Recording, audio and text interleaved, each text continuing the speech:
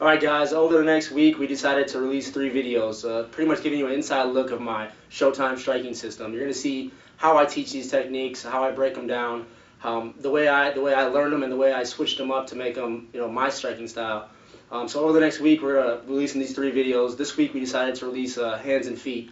I'm going to show you the basics of punching, how to set up your punches how to use your punches to set up your kicks, how to use your kicks to set up punches, and using your low kicks to set up high kicks. I get into really detail on how I set these up and how I make the basics make the flashy stuff work. I mean, without the basics, the flash doesn't matter. So we're gonna get into the basics of the hands, the basics of the legs, how to land the techniques, how to throw them, how to practice them, and when to use them, and the mistakes made when using them. So we get into a lot of detail on this stuff, and it's gonna really set you up to land the flashier moves. So again, we're gonna be going through the hands and kicks this week. And I want to make sure you guys comment below, let me know what you guys think and what moves you want to see. Dreaming, but I'm gonna pursue mine. It's showtime. It's showtime. Alright guys, let's go ahead and break down that cross. Again, the biggest thing I want to get into with all of my punches is stance. I can't stress this enough. We can't be tall when we're punching.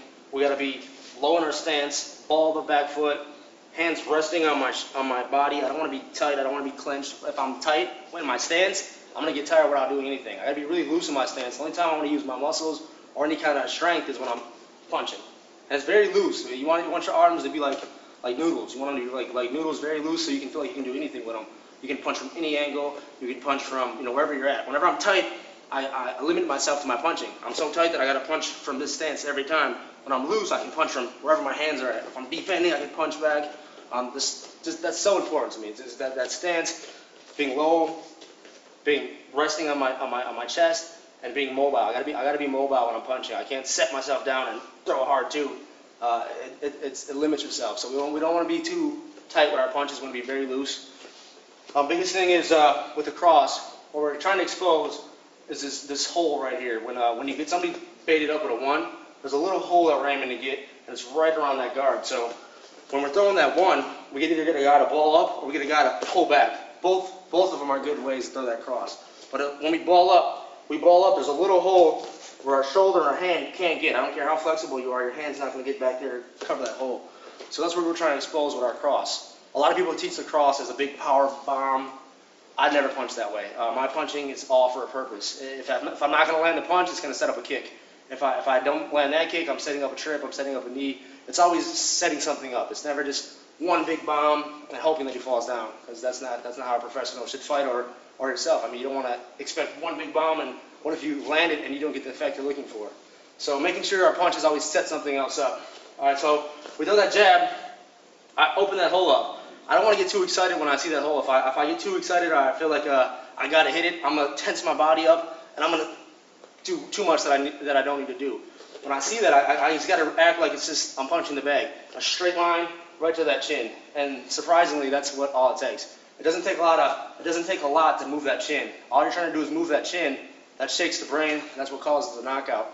The more I tense up and I try to do this, more likely he's just going to shrug it off or move away. Give him a couple seconds to defend. If I don't do that, it just follows it. I'm finding that hole and it's poking right into that chin. I'm going to get the effect I'm looking for, which is either that knockout or him backing up to set up a kick. So big things we're looking for on that too is either setting it up with the jab, or if he does pull away, the same concept. I just find his chin with my hand. I don't need to come out here, come over the top. None of that needs to happen. It's a straight line right to that chin and twist. So again, ball of the back foot comes from the hip. The power comes from me being rested on my body. The twist of that hip brings that hand to his chin, and I turn it right at the end. That's what's going to create that torque and that movement of that chin, and it shakes the brain. And that's what causes our knockout. Dreaming, but I'm gonna pursue mine. It's showtime. It's showtime. Alright guys, let's get into a couple variations we can throw with the 2. There's not a big difference in the way in the punch itself. It's the way you do it. What I mean by that is traditional 2s come straight down the center. I'm looking for that hole. I find that hole. I can turn it right on his chin. There's a couple things that I like to do because I don't commit myself to the punches. Like I said, I never do this because now I have to continue that motion. I always start in this position, even with my kicks. Everything starts in this position, and right at the end, I decide if I want to turn it over, if I want to turn it up, turn it into a hook. But it never comes from this motion. If my shoulders ever shows first, it's always bad. They're going to either see me showing my shoulder, or it's going to hurt my shoulder when I punch because all that impact goes to that shoulder. So our weapon always leads. My punch always leads before my shoulder. So one of the variations we can throw is an up two. It's not an uppercut. This is a traditional uppercut, and that's if I got my opponent, humped over. I can throw an uppercut. This is an up two. So same concept. I'm looking to either set him up with that jab. Either he pulls away, or I feel like I can start with the two. So instead of turning it over and down on my opponent's chin, it's going to come out straight, and right at the end just twist a little up. All right, now full rotation. I'm just trying to find his chin just enough to either set up with a hook or pop him up for a takedown. It's just an up two. So I'm not looking for an uppercut. It's just an up two. It's just a different twist on the wrist. And another reason this works really well is if I got a guy that has a good guard and he's shutting down that two, it takes a while to get this two across. If I give him a different angle and a different look, I can sneak it in between that guard. So it just sneaks right up inside there. It's an up two. It's a different option. It takes a little bit of time to get used to, but it's very effective if you do it right. Dreaming, but I'm gonna pursue mine. It's showtime. It's showtime. Let's get into some of the mistakes I see made with that cross. Biggest one I want to talk about right away is overcommitting. When I see that cross, I don't want to, like I said, I don't want to get excited and commit my whole body to throwing that big punch and looking for that knockout effect. Because if it doesn't happen, you got to plan for that. I don't want to throw that big punch and now I'm out of position to either attack again or keep the attack coming. So when I throw my crosses, I got to extend it just enough so I meet his chin. If I ever punch through him, I'm too far away. He's going to take me down. I'm doing too much. I got to punch to that target. So if his chin's my target, we got to take in the fact that he's going to be either clenching up, pulling away. So I got to be able to call the audible in the middle of my strike. So if I overcommit, it's too late. I can't even change this up. I'm going for one big punch. Hopefully it lands. If it doesn't, I'm in trouble. So my punching technique, the way I punch is always setting up for the next move. If I miss the two, I got a three. If I miss the two, I got a kick. If I miss the two, I got a takedown. So always planning ahead, never overcommitting on that one punch. And don't stand tall when we strike. Like I said, we're standing tall. I'm throwing a two. Remember, he can hit his back. My chin's wide exposed. I got so many ways to get countered. I don't want to stand straight up tall. I want to stay low in my stance. All my punches, I stay in my shell. Even when I throw my two. When I throw my two, my left hand protects my right. My shoulder protects my right side of my chin. And I'm in this bowl. I'm in this shell. And this is where I stay at. Whenever we get over our feet, we're in trouble here. Whenever I get outside of my shoulder, I'm in trouble. So you don't want to get it outside of your body. You always want to stay inside your body when we're striking. You can keep dreaming, but I'm gonna pursue mine. It's showtime. It's showtime. Put the spotlight on me. Give me a mic. It's showtime. It's showtime. It's showtime. You can keep dreaming, but I'm gonna pursue mine. It's showtime. It's showtime. All right, guys, let's go ahead and get into the offensive punching. We're going to go ahead and break down the jab, cross, and the hook, the 1, 2, 3. Basic combo, but again, it's the same rules apply from the basics we learned in the punching to the combo. I want to make sure when I'm throwing my jab, cross, hook, if I'm going offensive with this, it's not so much of the head movement. When we're throwing our defensive combo, we got a good striker that's striking us back. It's more of a defensive way of throwing it. This is if I'm dominating the fight and I want to go for that kill or I want to add that next move in, or I feel like I can overwhelm him with my punches. The biggest thing now when we're offensive punching is my footwork. If I try to go offensive with this, I can't stay where I'm at and throw my 1, 2, 3. My feet have to come underneath me. So if we're fighting a wrestler, we got to be very careful because if my feet are coming with me when I punch, I'm exposing myself a lot for takedowns. And there's a fine line that we don't want to go too much. We just want to go just enough to find that target we're looking for. So with the 1, 2, 3, on the one, I'm going to have my head reach in, straight forward. All right, so I'm going forward with that, and what I'm looking for is either for him to back up with his feet or take that big lean back, and that's my cue to go hard. All right, and there's different ways we can throw this. I'll get into the details of that. Let's go with this, the first basics first. So for my one, my head's going in, and I'm stepping on that one. So if he does go back with his feet, now the two is the same concept. My shoulder protects when I throw the one. My shoulder protects when I throw the two, and I just bring my back foot with me. So watch that footwork. We got the one, we got the two. Now when I throw that three, it's either going to be a big three because he's backing up, or it's going to be that short, fast hook three. And it's going to be right around. I'm looking for that. I'm looking for this result. If I can get all his weight on that front leg, that's cue for a big low kick. That's cue for a takedown. Whenever I can get his weight on that front leg by throwing that punch, it opens up for everything. And that's why it's offensive punching. So one more time, my head's going in when I punch, and again, even on the hook, my head goes in when I punch, so I can go for that big 3. If I'm looking to kick, I wouldn't go so deep in with that 3 that I can't kick. So again, we got the 1, my head going in, I'm protecting myself in that shell. 2, I'm in that shell. 3, now when I throw that 3, I kind of got to think of what's going to happen next, and I got to read my opponent. If he pulls away, remember, that's the big hook. If he stays where he's at, I can throw that 3 to get all his weight on that front leg, low kick. I can throw the 3 to get down for that takedown. It's attacking sense, so it's more of an offensive way to punch. And the reason why it is my head movement. My head's going in. You know, I'm shutting everything he can throw at me down by keeping my head right at him.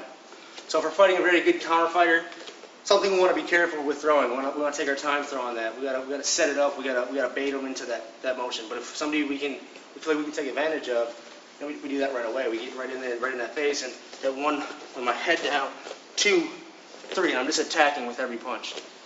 So something you can play around with in sparring, using that head more in an attacking sense and my body positioning and driving forward, and you'll feel that you're going to get the respect of your opponent, and he's going to back up or he's going to come at you even harder, and that exposes, you know, a whole bunch of other attacks. Dreaming, but I'm gonna pursue mine. It's showtime. It's showtime. Put the spotlight on me. Give me a mic. It's showtime. It's showtime. It's showtime. You can keep dreaming, but I'm gonna pursue mine. It's showtime. It's showtime. Let's get into some of the variations of a high kick. There's so many of them, so many that I can't even break down on this DVD, but let's get into some of the basic ones that you can use and that are more effective than most of the others. One of the easiest ones is that switch kick. Just like to the body, we want to go to the open side. If I kick, switch stances, if I kick to the back side, it's very easy for anybody just to goon up their hands and block this. Even if they don't know how to block a kick, it's too easy to defend. When we're dealing with an open side, you have to be a skilled blocker to block a high kick from this side. There's so many ways I can wrap around, I can go straight up and in, I can take that angle with my kick to make it where I want to go. But the first one let's talk about is the switch kick. Again, the key is the distance. I don't want to be too close where I can't even switch to kick. I don't want to be too far where I kick and hit with my foot. It's that medium range where I'm just barely missing with my hands, but I still can touch them. I can still find them. The switch happens the same exact way as the body kick. I switch, load the foot on the ball of the foot. This one turns, takes my 45, and it's, again, twist right up and over. And the difference is, body kick, we go straight up and in. This one's going to go over that guard. So I want him to ball up and think that I'm going for that body kick. That leaves that little opening right in the back. Or he pulls away, and again, it leaves the opening to the chin. So either way, it works out good for us. But the key is, if it doesn't work, the landing. So real fast, we do our fast switch, we're on the 45, I trace the body, right at the end I go on my tippy toes. That tippy toe makes me get that extra inch and sneak over his shoulder. If I don't go on my tippy toes, it looks like that. A lot easier for him to defend. I just started realizing if I go on that tippy toe, it gives me that extra little inch that I need to clear his shoulder. So, switch really fast, ball the foot, tippy toe at the end, land right back to my fight stance.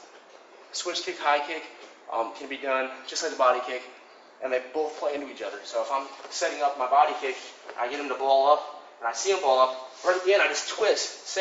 That same tracing motion, which allows me to switch my kick up. If I commit to my kick way out here, I got to commit from start to finish.